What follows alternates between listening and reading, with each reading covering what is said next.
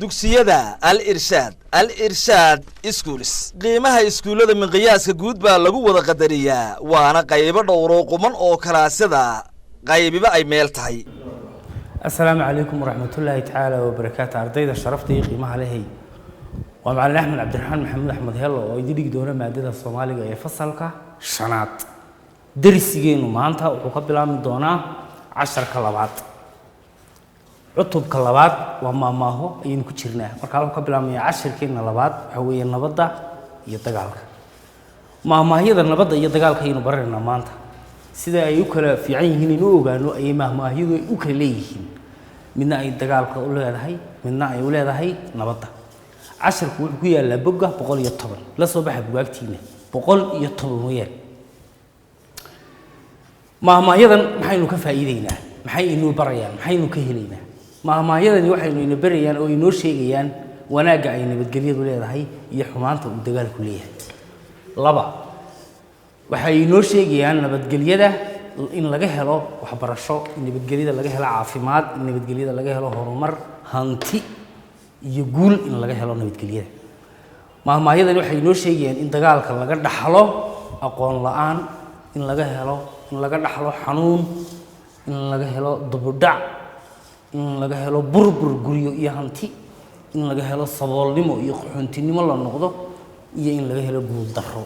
ayuu ina baraya dagaalku aan ku celiyo mar nabadda iyo xumaanta dagaalku leeyahay bay maahmaahayadan inoo sheegayaan guud ahaan noolaha oo dhan gaar ahaana aadamaha oo ay colaadu u daran tahay iyaga waxay maahmaahayadan inoo sheegayaan in nabadgelyada laga helo waxbarasho oo waxbarasho la tago kolka nabadgelyo jirto iskuul la helo oo wax laga soo barto madrasado quraan la dhigto masaajidada lagu soo dukado markii nabadgelyo jirto waxay noo sheegayaan in caafimaad jiro oo caafimaad la helo kolkii nabadgelyo jirto dhakhtar jiraan xarumo xanaanooyin ay jiraan waxay noo sheegayaan in horumar la helo in hanti la helo oo la shaqaysto iyo in guul la helo maamada waxay noo sheegeen in dagaalka laga dhaxlo aqoon la'aan laga dhaxlo in laga helo xanuun laga helo in laga helo dubudhac in laga helo burbur in laga helo saboolnimo iyo qaxoontinimo noqdo iyo in guul darro dhacdo haddaba waa kuwan maahmaayada hore nabadgelyada weeyaan kuwan dambena waa maahmaayadii dagaalka maahmaayadani waxay qeexayaan wanaaga ay nabadgelyada iyo dhibaatada ay dagaalku leeyahay kuwii nabadgelyadan dhigan dagaal wiil kuma dhashay wiil baa ku dhiman nabad baa naas la nuugali nabad la'aani waa nolol la'aan jannada ifku waa nabad colaadda ifkuna waa colaad gogasha rag waa godob la'aan walaalo isjeceli way xoolo badiyaan walaalo isnicibina way xabaalo badiyaan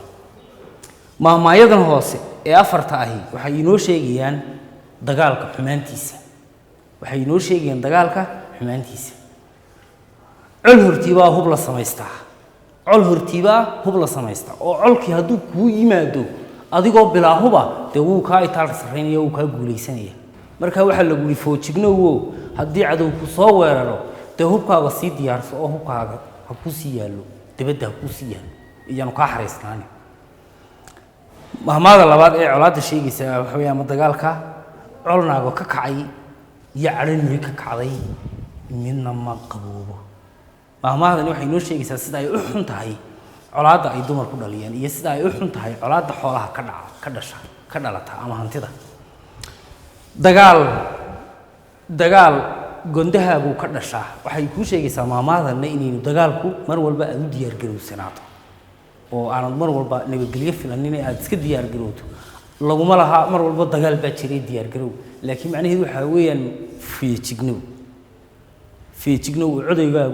cadowgaagu yaanu kaa in horeynin ee waxayna noqotaa mid feejigan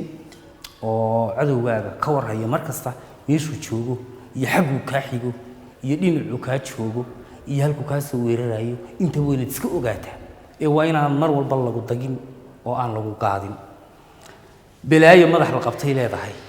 ee mijo la qabto ma laha maamaadani waxay inoo tilmaamaysaa inay balaayada had iyo jeer laga hortago oo hadhow toole aan laga daba tegin de waabay kugu dhacday maxay inta xilligaad ka soo kabataa waabay kugu dheeraan kartaa marka waxay noo sheegaysaa balaayadu inay leedahay ka hortag oo meeshii balaaya ka soo socoto inaad ka baydho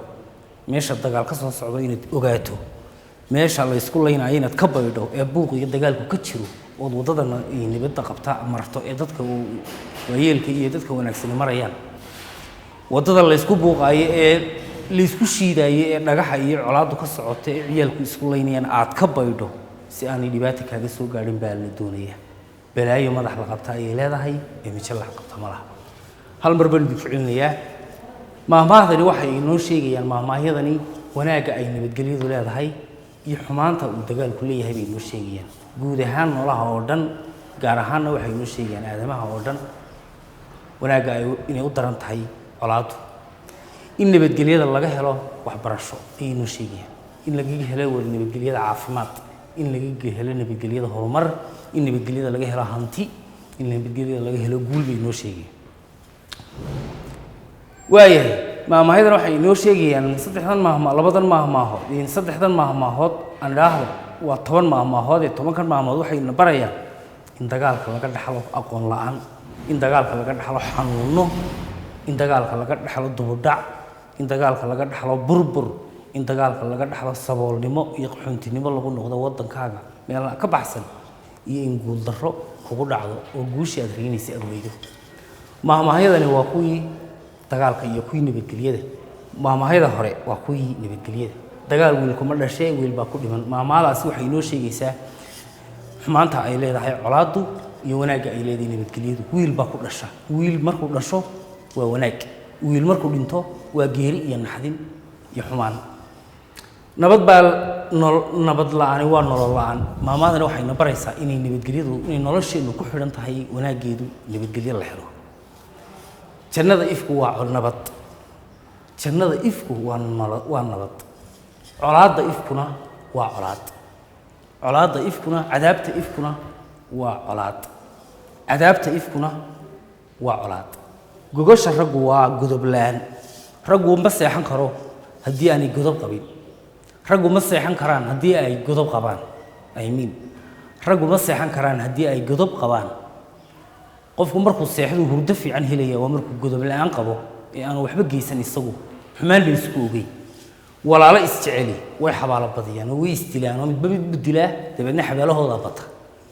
walaalo isjecelina way xoolo badiyaan oo xoolahooda tarma oo midba midka kale ee walaalkii ah saboolka abuu wax taraa maamahyada dagaalku waa kuwan col hortiibaa hub la samaystaa maamaadan waxay kugu dhiiri gelinaysaa inaad foojignaato colkaaga intaan ku soo gaarin hub yeelato colnaaga ka kacay iyo cadho niri ka kacday midna ma qaboobo maamaayadan waxay noo sheegaysaa in colaadda dumarku ka kacayeen iyo colaadda xoolaha ka kacanba ay tahay mid aada u dhibaato badan dagaal gundahaagu ka dhashaa maamaadan waxay kuu sheegaysaa inaad u foojignaato mar walba dagaalka oo aanad noqonin qof hurda oo aan ogeyn meesha dagaal kaga iman karo iyo cidda dagaalka ku soo qaadi karta balaayo madax la qabta ayay leedahay ee mijo la qabto ma laha maamaadani waxay inoo tilmaamaysaa in balaayada had iyo jeer laga hortago oo aanay balaayadu lahayn ka daba tag darsigeenu maanta halkaas uu inagu joogayaa waxaad ka soo shaqaysaan leyliga bogan ku xiga oo ku odhanaya samee 3 maahmaahood oo ka hadlaya dagaalka iyo 3 maahmaahood oo ka hadlaya colaadda oo aan ku jirin kuwan dhiganay maanta ee 10ka ah 6 maahmaahood oo nabadda ka hadlaya iyo 4 maahmaahood oo ka hadlaya colaadda waa macna Axmed Cabdiraxmaan oo idile halka darsigeenu maanta inagu joogo wassalaamu calaykum waraxmatullaahi tacaala wabarakaatuh iyo kulan dambe oo xiiso